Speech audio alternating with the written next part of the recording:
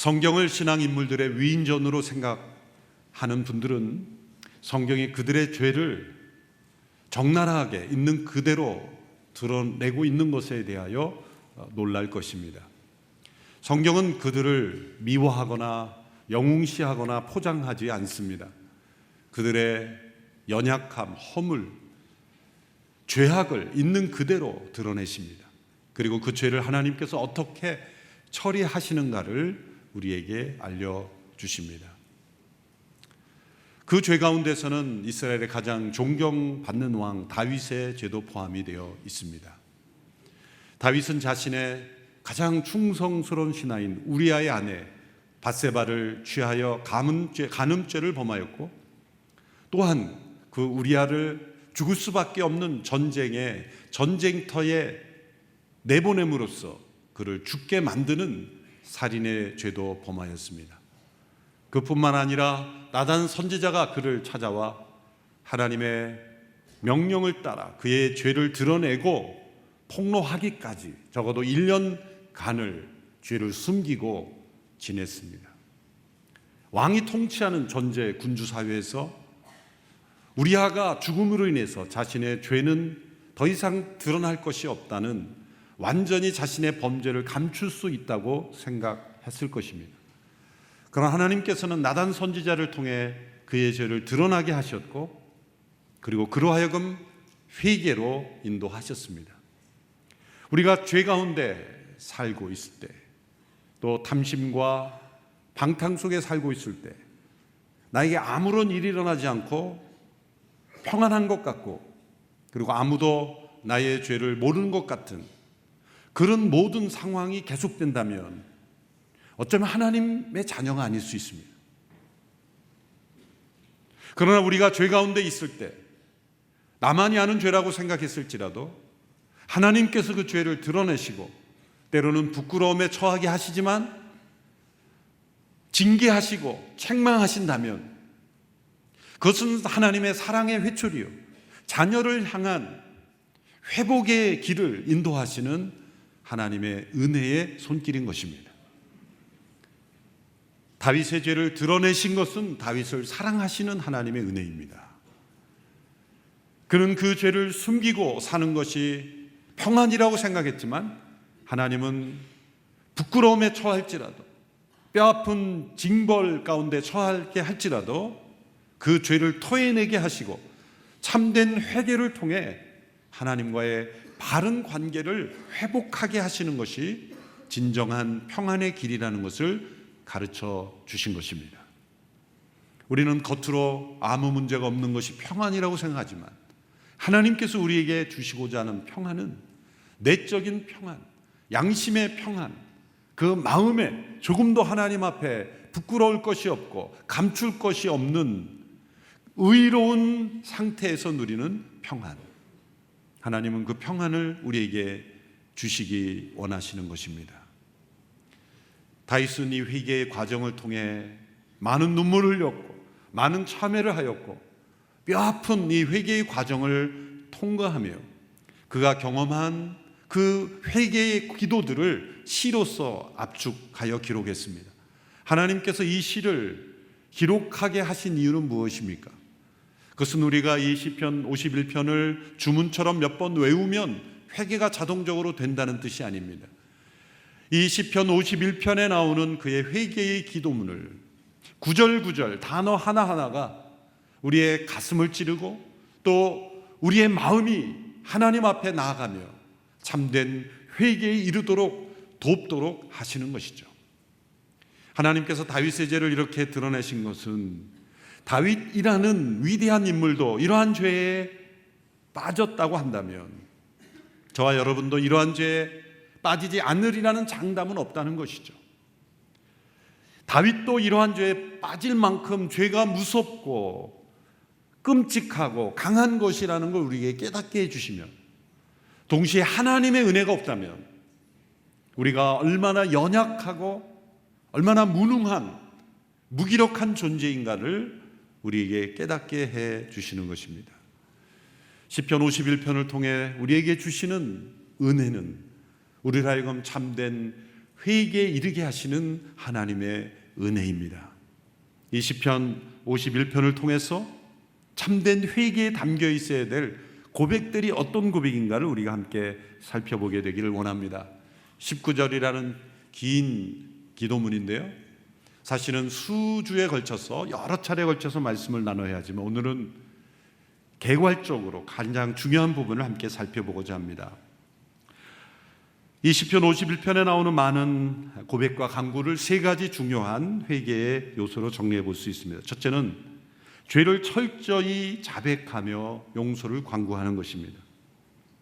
1절에 보시면 내 죄악을 지워주소서, 2절의 말씀을 보면 나의 죄악을 맑게 씻으시며 나의 죄를 깨끗이 제하소서, 7절에 보면 우슬초로 나를 정결하게 하소서, 나의 죄를 씻어주소서, 9절에 보면 주의 얼굴을 내 죄에서 돌이키시고 내 모든 죄악을 지워주소서, 지워주소서, 제하소서, 씻어주소서, 지워주소서 반복되는 그 간구는 무엇을 의미합니까? 우리는 죄를 짓기밖에 하는 것이 없습니다. 우리는 죄를 짓는 것이지 절대로 죄를 지울 수 없습니다. 우리 스스로의 노력으로는 죄를 지울 수 없는 것입니다. 우리는 죄를 지울 수만 있을 뿐 스스로 우리의 죄를 지울 수 없습니다. 지울 수 있는 분은 오직 하나님 그분이십니다. 우리는 인정하고 고백하지만 내가 인정하고 고백한다 그래서 그 죄가 지워진다는 보장이 없는 거예요. 내가 인정하고 고백하는 것으로 죄를 지우는 것이 아닙니다. 죄를 지워주시는 분은 오직 하나님이십니다. 그래서 더러움을 우리의 비누로 씻듯이 씻어달라고 하고 더러운 옷을 세탁하듯이 그렇게 깨끗이 제해달라고 간구하고, 구약의 나병 환자가 제사장으로부터 우슬초로 씻음 받았다라고 선포를 받듯이 그렇게 정결케 되었다고 선포해달라고 간구하는 것입니다. 이렇게 죄를 씻어달라고 간구하는 이유는, 회개의 근거는 바로 나의 결단이나 고백보다 하나님의 은혜라는 것이죠. 내가 아무리 죄를 뉘우치고 그리고 자백한들 하나님의 용서가 없다면, 하나님의 씻어주심이 없다면 아무 소용없는 것이기 때문입니다. 우리의 죄보다 하나님의 은혜가 더 크고 풍성하지 않는다면 우리의 회개는 아무 소용없기 때문입니다. 그래서 다윗은 자신의 죄를 철저히 자백할 뿐만 아니라 용서를 간구하는 겁니다.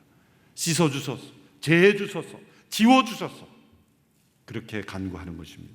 3절 4절에 보면 그는 자신의 죄를 인정합니다. 인정하되 자신 안에 있는 죄의 본질을 정확하게 알고 고백합니다. 3절 4절의 말씀 같이 읽습니다. 시작. 내가 내 죄가를 압니다. 내가 죄가 나를 떠나지 않습니다. 내가 주께 오직 주께만 죄를 지었고 주 앞에서 악한 일을 저질렀습니다. 그러니 주의 말씀이 옳으시고 주께서 순전하게 판단하실 것입니다. 이 고백의 가장 중요한 것은 자신의 죄를 인정하고 고백한 것만이 아니라 자신의 죄인됨을 고백하고 있다는 거죠. 죄를 인정하는 것과 죄인됨을 인정하는 것은 차이가 있습니다. 내가 행한 어떤 죄가 있다, 그 죄를 인정하는 것보다 더 근본적으로 내 안에 그 죄를 만들어내는 공장과 같은 내 마음이 있다. 내 자신이 죄의 생산지이다. 자신의 죄인됨을 고백하고 있는 것이죠. 죄를 지어 죄인이 된다기보다 죄인이기 때문에 죄를 짓는 거예요. 죄를 지어서 죄인이 된다고 한다면 원죄를 부인하는 거예요. 우리는 죄인이기 때문에 죄를 짓는 거예요. 그래서 죄를 인정하는 것 이전에 죄인됨을 인정해야 하는 것입니다. 그래서 회개란 내가 무엇인가를 잘못했는가라는 문제이기보다 내가 어떤 문제를 가진 존재인가, 그것을 깨닫는 것입니다. 사단은 이것을 깨닫지 못하도록 온갖 방해를 합니다. 세상의 쾌락으로, 유혹으로, 교양으로, 문화로, 법으로 포장해 줍니다. 그래서 우리는 법적으로만 문제만 없으면 죄인이 아니라고 생각합니다. 세상의 온갖 판단의 기준을 흐림으로써 내 안에 죄인됨을 보지 못하게 합니다. 이것을 인정하는 것은 매우 고통스럽기 때문이죠. 누군가 우리에게 너가 한 행동뿐만 아니라 너 자신이 통째로 문제다 그러면 얼마나 기분 나쁩니까? 그러니까 성경은 우리에게 그런 말씀을 하고 있는 거예요. 너가 행한 행위 몇 가지의 문제가 아니라 너는 통째로 죄덩어리다. 얼마나 자존심 상합니까? 사람들이 왜 성경을 읽지 않는 줄 아십니까? 자존심 상하니까 안 읽는 거예요. 읽으면 읽을수록 내 안에 있는 내가 행한 죄만이 아니라 너 통째로 죄인이다. 그러니 기분 나쁘니 덮어버리는 거예요. 그리고 베스트셀러를 찾아 읽는 것은 우리의 자존심을 살려주고 아무 문제 아니다. 다 그런다. 너만 그런 거 아니다. 용기를 내라. 너 하고 싶은 대로 해라. 우리의 죄를 포장해주고 가려주는 책을 읽고 그런 내용을 들으면서 그렇지. 내가 그렇게 나를 탓할 필요가 없어. 내가 그렇게 비참하게 살 이유가 없지. 그러면서 성경을 멀리하는 거예요. 그러나 성경은 다윗만이 아니라 우리도 얼마나 큰 죄인이며 우리가 얼마나 죄인되었는지를 깨닫게 하기 위해 우리는 성경을 자꾸 피하는 거예요. 다윗은 자신의 죄에 대한 세 가지 다른 단어를 사용하며 죄를 인정했습니다. 죄악이라는 단어를 쓰죠. 죄악. 2절에 나오는데 그 죄악은 뒤틀리고 구부러졌다 그런 뜻이에요. 내 마음이 뒤틀려 있는 거예요. 구부러져 있는 거예요. 여러분 사람들의 멀쩡한 것 같지만 생장이 멀쩡한 것 같지만 다 마음이 뒤틀려 있기 때문에 똑같은 정보가 들어와도 다 다르게 해석하는 거예요. 어쩌면 똑같은 정보를 듣고도 어떻게 이렇게 다르게 해석할 수 있을까? 마음이 뒤틀려 있는 거예요. 어떤 사람은 이쪽으로 뒤틀려 있고 어떤 사람은 이쪽으로 뒤틀려 있고 어떤 사람은 앞으로 굽어 있고 어떤 사람은 위로 굽어 있고 다 구부러져 있는 겁니다. 그게 죄악이라는 단어 속에 포함되어 있는 거예요. 우리의 마음이 죄인 됐다는 것은 뒤틀려 있다는 거예요. 하나님의 음성을 들어도 뒤틀린 상태로 받아들이기 올바로 듣지 못하는. 두 번째 단어 죄과라는 단어, 트랜스그레이션이라는 단어 3절에 나오는 단어죠. 이 죄가는 권위에 도전하고 반역하고 배반하고 자기의 권위가 아닌 것을 뛰어넘는 거예요. 하나님의 권위를 거스른다는 거예요.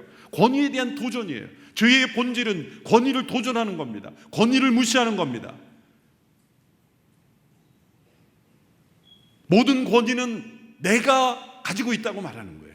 나의 권위에 도전할 수 없다는 거예요. 세 번째 죄라는 단어가 4절에 나오는데 그것은 관역 표적에서 벗어났다. 올바른 적중하지 못했다는 거죠. 죄의 다양한 현상들을 그가 표현하면서 내 죄가 이렇게 심각하다. 온통 죄다. 완전히 죄다. 그 모든 죄악들이 주께만 주 앞에서 행해진 것이다. 그렇게 고백합니다. 주께만 주 앞에서라는 말은 다른 사람들에게는 죄가 해당되지 않는다는 말이 아니죠. 어떠한 죄든 어떤 사람과 관련된 죄든 모든 죄악은 궁극적으로 하나님에 대한 죄다. 하나님의 계명에 대한 위반이요 하나님의 말씀에 대한 반역이다 라고 고백하는 거예요. 그리고 또 한 단어를 5절에 첨가합니다. 5절 말씀 같이 읽어볼까요? 시작. 내가 분명히 죄 가운데 태어났습니다. 내 어머니가 죄 가운데 나를 잉태한 것입니다. 우리 교회 안에서 흔히 모태신앙이라는 말 쓰죠. 저도 모태신앙이라고 과거에 소개했는데 회개 시리즈를 준비하면서 모태신앙이라는 말이 틀린 말이구나 그렇게 생각했습니다. 모태신앙 여러분 기분 나쁘십니까? 이 말씀은 뭐를 얘기합니까? 모태신앙이 있는 게 아니라 모태죄인만 있을 뿐이다. 누군가에게 소개할 때 그렇게 소개하십시오. 모태죄인입니다. 한번 따라해 보십시오. 우리는 모태죄인입니다. 우리가 해서는 안 될 어떤 죄를 행했다는 것이 아니라 내 안에 그러한 문제를, 죄를 일으키는 존재가 있다는 것. 그것이 바로 내가 태어날 때, 잉태될 때부터, 예수님은 성령으로 잉태됐지만 우리는 죄 가운데 잉태된 거예요. 그래서 모태죄인인 거예요. 원죄라 그러죠. 이것은 부모님을 탓하고 조상을 탓하라는 것이 아니라 이 죄의 깊은 뿌리, 그것은 우리 스스로 해결할 수 없고 벗을 수 없고 씻을 수 없고 지울 수 없는 죄인이라는 것을 인정하라는 거죠. 때로는 교육으로, 교양으로, 문화로, 때로는 종교로 포장한다 할지라도 이것은 지워지지 않습니다. 오직 하나님 그분께서 내리신 구원의 길로만 지워질 수 있다. 그것을 인정하라는 겁니다. 두 번째는 자신 안에 성령께서 새로운 영을 창조해 달라고 간구하는 것입니다. 창조라는 단어에 귀를 기울여야 합니다. 성령이라는 단어에 귀를 기울여야 합니다. 10절의 말씀 같이 함께 읽습니다. 시작. 오 하나님이여 내 속에 정결한 마음을 창조하소서. 내 안에 정직한 영을 새롭게 하소서. 참된 회개는 죄 용서를 구하는 단계에 머물지 않습니다. 죄를 용서받을 뿐만 아니라 끊임없이 죄를 생산해낸 나의 옛사람이 십자가에 못 박혀 죽고 내 안에 새로운 영이 창조되지 않으면 안 된다는 거예요. 나의 옛사람에는 희망이 없다는 것을 인정하기에 내 안에 새로운 영을 창조해 주십시오. 창조란 무엇입니까? 없는 것을 있게 하는 거예요. 개선이 아닙니다. 발전이 아닙니다. 고치는 게 아닙니다. 옛사람을 수선하는 게 신앙생활이 아닙니다. 내 안에 새로운 영을 창조해 주시는 거예요. 그래서 예수님께서 니고데모에게 내가 거듭나지 아니하면 하나님 나라에 들어갈 수 없다고 말씀하십니다. 사람들은 거듭나야 한다라는 성경의 진리를 받아들이지 않습니다. 왜요? 거듭나야 한다라는 이 메시지의 전제는 너에게는 희망이 없다는 거거든요. 당신 자신 지금 있는 그대로 모태로부터 죄인으로 태어난 당신에게는 희망이 없다 라고 선언하는 거니까 기분이 나쁜 거예요. 그러나 성경은 예수님을 통해 우리는 거듭나야 하는 존재이며 그것은 성령으로 우리 안에 새로운 영을 창조하심으로만 가능하다고 말씀하고 있는 것입니다. 그래서 진실한 마음, 정결한 마음, 정직한 영, 이 모든 것들은 다 성령으로 우리 안에 새로운 영을 창조하셔야만 나타날 수 있는 것입니다. 진정한 회개란 성령께서 모태로부터 죄인된 영혼, 뼛속까지 죄악된 영혼, DNA까지 죄로 물들어 있는 우리 안에 새로운 영을 창조하시는 거예요. 그게 거듭남의 역사죠. 이 새 영이 창조되는 일이 없이 진정한 회개는 일어나지 않습니다. 노력할 뿐이고 개선할 뿐이고 그냥 옛사람의 변화일 뿐이에요. 그러나 진정한 회개는 주의 영이 성령이 우리 안에 새로운 영을 창조하셔서 진정한 정직, 진정한 성결, 진정한 진실의 성품을 이루어 가시는 거예요. 이 두 번째 기도예요. 내 안에 주의 성령으로 말미암아 새로운 영을 창조해 주십시오. 세 번째 중요한 기도의 제목은 구원의 기쁨과 하나님과의 교제의 즐거움을 회복시켜 달라고 간구하는 것입니다. 구원의 기쁨과 하나님과의 교제의 즐거움을 회복시켜 달라고 간구하는 것. 8절과 12절에 그 말씀이 나와 있습니다. 우리 같이 한 목소리로 함께 읽어보겠습니다. 시작.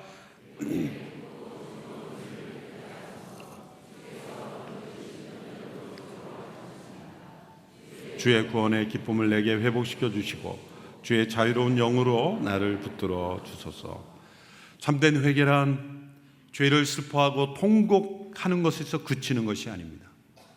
주의 성령으로 내 안에 새롭게 창조된 영의 능력으로 하나님과의 교제의 회복을 간구하고 그 구원의 기쁨과 즐거움을 향하여 나가는 것입니다.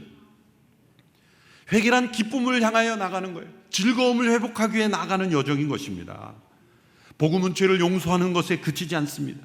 우리 안에 새로운 생명을 창조해 주시며 생명의 교제를 누리며 하나님과의 교제의 즐거움을 회복시켜 주시는 거예요. 간음과 살인을 저지르고 거짓을 행하던 다윗이 이렇게 회개하면서 내게 구원의 기쁨과 즐거움을 회복하게 해달라고 기도하는 것이 좀 뻔뻔스러워 보이지 않습니까? 계속 죄를 뒤집어 쓰고 통곡 속에 살아야지. 하나님 앞에서 구원의 기쁨과 즐거움을 회복시켜 달라고 구하는 것이 뻔뻔스러워 보이지만 하나님이 기뻐하시는 참된 회개는 통곡 속에 머물러 있는 것이 아니라 구원의 기쁨과 즐거움을 회복하는 데까지 나아가는 거예요. 이것은 주의 성령이 우리 안에 새로운 영을 회복시켜 주심으로만 가능한 거예요. 그런데 자신이 이렇게 기도하기 전에 자신의 상태를 다윗이 어떻게 표현하냐면 8절에 뭐라고 표현했습니까? 주께서 부러뜨리신 뼈들로 즐거워하게 하소서. 주께서 부러뜨리신 뼈들이라 그랬어요. 여러분, 우리의 삶 속에 뼈가 금이 가거나 뼈가 부러지거나 그런 경험 전혀 없는 분도 있겠지만 적어도 한 번은 있으시죠? 뼈가 금이 가고 뼈가 부러지면요 아무것도 못합니다. 우리의 삶에 그냥 올스톱이 돼요. 우리 목회자들도, 젊은 목회자들이면 가끔 이렇게 운동하다가 자전거를 타다가 축구를 하다가 부딪히고 또 넘어지고 그래서 뼈가 부러지는 경우가, 인대가 끊어지고 그런 경우가 있어요. 근데 가만히 보면 축구를 할 때 공은 여기에 있는데 여기서 넘어져요. 자기가 혼자 뛰다 넘어지고. 운동을 안 하다 하면은 공을 가지고 뭘 하다가 넘어지면 이해가 가겠는데 혼자 넘어져서. 저 이야기입니다. 저 이야기. 그래서 뼈가 부러지고 그래서 사역도 못하고, 그래서 우리 목회자들에게 내가 손해배상 청구하겠다고 그랬어요. 몸조심하라고. 뼈가 부러질 때 이 고통을 아시는 분들이 있을 거예요. 그런데 단수도 아니에요. 뼈들이 부러진 거예요.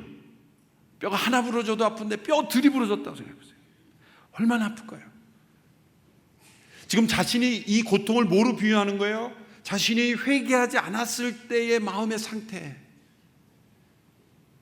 겉으로는 아무 문제 없고 왕으로서 모든 걸 다 포장했고 완전 범죄라고 여겼고 아무 문제 없다고 여겼는 그 기간 동안에 자신은 뼈들이 부러지는 고통 속에 있었다는 거예요. 왜? 그의 양심이 점점 지옥의 불에 가까이 가고 있었기 때문이에요. 겉으로는 멀쩡했지만 그의 양심은 점점 지옥불에 가까이 갔으니 얼마나 그 뜨거운 지옥불에 고통스러웠을까요?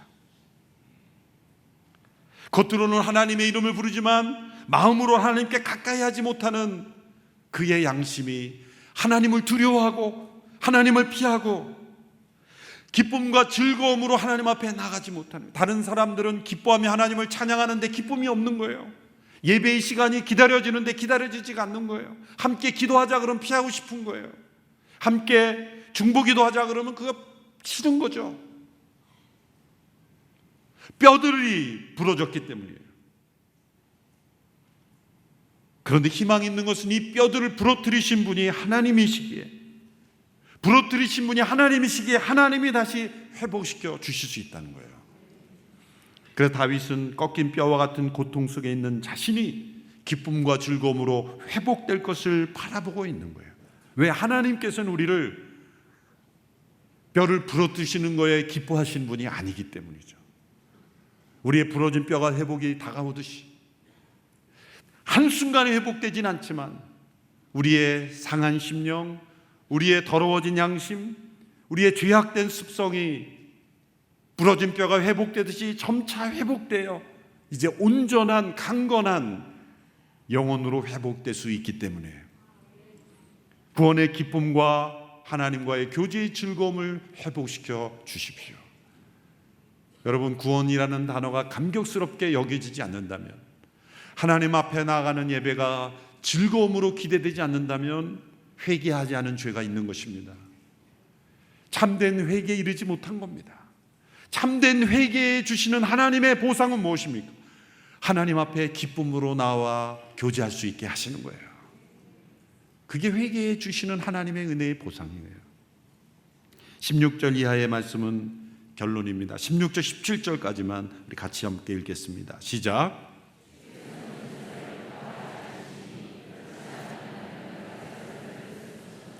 주께서는 번제도 즐거워하지 않으십니다. 하나님께서 바라시는 제사는 상한 영혼입니다.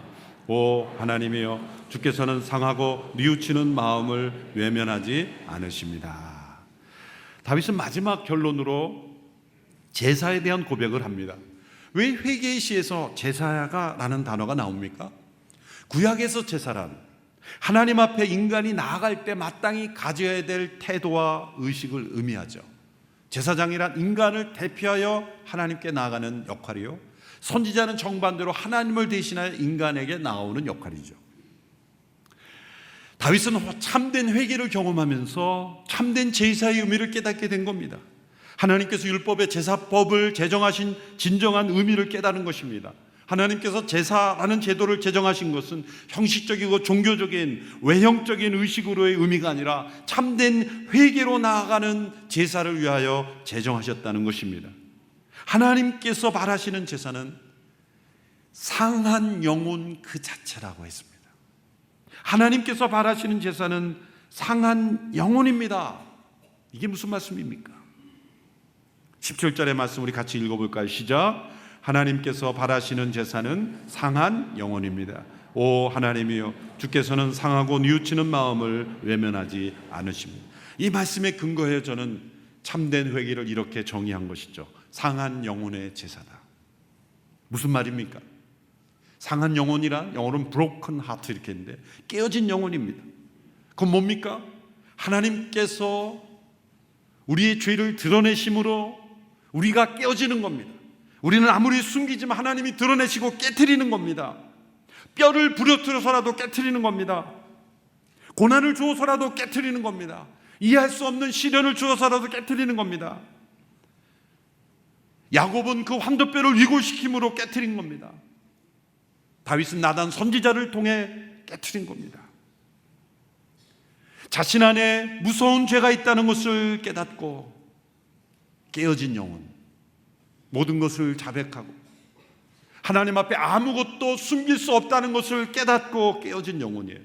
더 이상 외식이나 자기 기만이나 가면을 쓰지 않고 속이려 하지 않고 감추려고 하지 않고 모든 껍데기가 다 깨어져 버려 이제 다 속에 있는 것이 드러난 영혼, 그것이 상한 영혼입니다. 그 영혼 안에 무엇이 있는지 다 드러난 영혼이에요. 영혼의 껍데기가 다 깨어져서 그 안에 있던 은밀한 모든 것이 다 흘러나온 영혼입니다. 이러한 상한 영혼은 믿음과 회개를 취미생활하듯 하지 않습니다. 신앙생활을 종교생활로 하지 않습니다. 문화생활로 그냥 심심하니까 시간 때우려고 하는 것이 아닙니다. 교양 있는 사람처럼 보이려고 하는 것이 아닙니다. 페인트 칠하듯 그렇게 포장된 생활하지 않습니다. 예배에 그냥 참석해 주는 것이 아닙니다. 깨어진 영혼, 상한 영혼은 진짜 기도를 드립니다. 진짜 찬송을 합니다. 진짜 하나님을 바랍니다. 꽃들 가운데서도 상해야 그 향기가 나는 꽃이 있다 그래요. 인간이 아닌가 그렇습니다. 인간은 잘 포장되면 포장될수록 놀랍게 그 속은 더 부패한 거예요. 잘 포장하면 포장할수록 그 속이 더 썩어 들어갑니다. 그러나 때로는 부끄러움을 당하고 많은 사람들 앞에 창피를 당할지라도 자신의 죄악을 고백하고 터뜨리고 깨어진 영혼으로 껍데기를 다 벗어버린 영혼에게는 놀랍게도 하나님이 받으시는 제사의 의미를 깨닫게 되는 거예요. 하나님이 바라시는 제사는 상한 영혼의 제사입니다. 우리의 영혼, 깨어진 영혼 자체가 하나님께 드려지는 제사라는 거죠. 여러분 인생에 가장 큰 기쁨이 언제였는지를 돌이켜 보십시오. 성공했을 때, 내가 원하는 걸 이루었을 때, 재미있는 어떤 이야기를 들었을 때, 가장 크게 웃었을 때입니까? 아니면 자신의 죄를 애통해하며 자신의 죄가 밑바닥까지 다 드러났어. 자신에게 절망하고 이 나라는 존재는 희망이 없구나. 예수님을 붙잡고 하나님 앞에 나오지 않으면 나라는 존재는 희망이 없구나. 자신의 그 철저히 죄인됨을 깨닫고 내 안에 새로운 영을 창조해달라고 간구하며 하나님의 관계의 기쁨을 회복하려고 그렇게 낮아지고 낮아진 상태로 하나님 앞에 나왔을 때인가? 돌이켜 보십시오. 가장 크게 웃었을 때입니까? 아니면 가장 깊이 애통하며 울었을 때입니까? 때로는 실패 앞에, 고난 앞에, 육체의 질병 앞에, 이해할 수 없는 가정의 문제 앞에 깨어진 영혼으로, 상한 영혼으로 하나님 앞에 엎드려 겸손히 안겼을 때입니까? 아니면 세상의 즐거움과 성공과 성취를 위하여 크게 웃을 때입니까? 많은 사람들은 크게 웃을 때가 가장 행복한 순간이라고 말하지만 성경과 역사를 통해 분명히 말할 수 있는 것은 우리는 가장 큰 참된 회개와 애통 속에 가장 큰 행복과 기쁨을 찾게 되는 것입니다. 이것이 구원의 즐거움이기 때문이에요. 참된 회개만이 인생의 참된 즐거움을 회복시켜 줍니다. 다윗의 이 시편을 우리 기록해 주신 것은 다윗이 이러한 죄 가운데 있었지만 참된 회개를 통해 하나님과의 관계를 회복할 수 있었다면, 우리도 어떠한 죄 가운데 있을지라도 참된 회개를 통해 회복될 수 있다는 거예요. 주께서 꺾으신 뼈들도 다시 회복될 수 있다는 거예요. 이러한 회복으로 나아가는 우리 모두가 되기를 바랍니다. 구원의 즐거움을 바라며 나아가는 우리 모두가 되기를 바랍니다. 회개는 기쁨으로 향하는 여정입니다. 즐거움으로 돌이키는 것입니다. 참된 회개를 경험하는 우리 모두가 되기를 축원합니다. 기도하겠습니다. 살아계신 하나님 아버지, 다윗과 같이 범죄할 수밖에 없는 저희들이지만, 끔찍한 죄인이지만 회개를 통해 회복할 수 있는 구원의 길을 허락하시니 감사합니다. 예수 그리스도의 십자가의 은혜로 거룩한 보혈의 씻음으로 우리 모두 구원의 은혜를 누렸으니 그 기쁨과 즐거움을 누리며 살아가는 우리 모두가 되게 하여 주옵소서. 참된 회개를 거부하는 우리의 죄성을 십자가에 못 박고 회개가 필요 없다고 외치는 세상의 간교한 유혹에 넘어지지 아니하고 날마다 회개의 심령으로 하나님 앞에 바른 자세로 나가는 저희들이 되게 하여 주옵소서. 예수님의 이름으로 기도합니다. 아멘.